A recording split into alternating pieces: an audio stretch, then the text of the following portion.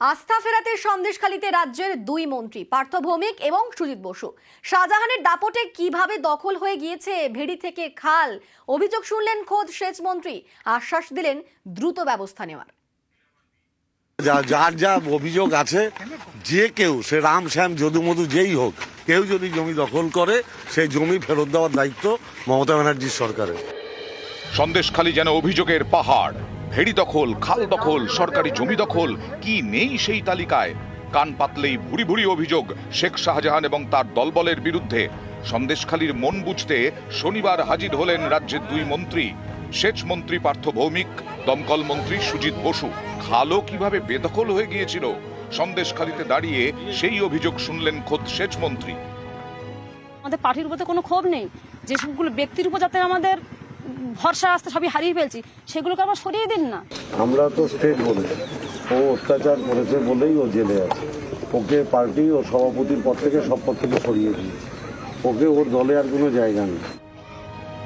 শনিবার সকালে সন্দেশখালীর ঘাটে পৌঁছন দুই মন্ত্রী। সেখান থেকে প্রথমে পাত্রপাড়া। মন্ত্রীদের কাছে পেয়ে শাহজাহান ঘনিষ্ঠ শিবু হাজরার বিরুদ্ধে নালিশ করেন গ্রামবাসীরা।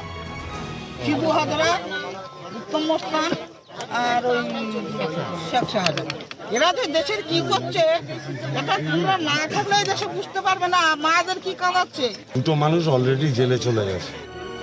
সেচ মন্ত্রী অভিযোগ শোনেন, তৎক্ষণাৎ ব্যবস্থা নিতে নির্দেশ দেন সেচ আধিকারিকদের। রাস্তাটা হয়ে যায় কর্ণখালী, আমি ওটা দেখে নিচ্ছি। স্কুলে একটা জলের কল নেই। ওটা আমি দেখে নিচ্ছি। এটা একটা কাঠের ব্রিজের কথা বলছি। আপনি যেটা করবেন, কাঠের ব্রিজটা একটা ইমিডিয়েট একটা সার্ভে করে স্কিম তৈরি করুন। এইটা আমার পাত্রপাড়া থেকে নস্করপাড়া, এখানেও খাল দখল, ভেড়ি দখলের অভিযোগ। অভিযোগের নিষ্পত্তি করতে 20 দিনের সময় বেঁধে দেন মন্ত্রী। এই যে ভেরির জন্য জল ঢুকিয়েছিল সব বন্ধ করে দিচ্ছি 20 দিনের মধ্যে। যার যা অভিযোগ আছে, যে কেউ সে রাম শ্যাম যদু মধু যেই হোক, কেউ যদি জমি দখল করে সেই জমি ফেরত দেওয়ার দায়িত্ব মমতা ব্যানার্জির সরকারের। এখানে কিছু কিছু সমস্যা আছে। আমরা একটা জিনিস পরিষ্কার বলতে চাই, পার্টি কাউকে অন্যায়কে রেয়াত করে না, করবেও না। যা যা অভিযোগ ইতিমধ্যে পাওয়া গেছে সেই অভিযোগগুলো আমরা নিশ্চয়ই সেগুলো উত্তর দিচ্ছি। প্রায় 250টার কাছাকাছি আমাদের কাছে অভিযোগ এসছে। সেই অভিযোগের প্রায় 150-র মতো এনকোয়ারি হয়ে গেছে, 100-র মতো আমরা সমাধান করে দিয়েছি। সন্দেশখালীর আস্থা ফেরাতে সম্প্রতি নানা উদ্যোগ নিয়েছে প্রশাসন। প্রায় 100 বছরের পুরনো এই অরবিন্দ মিশন ময়দান, এই মাঠও শাহজাহান বাহিনী দখল করে নিয়েছিল বলে অভিযোগ।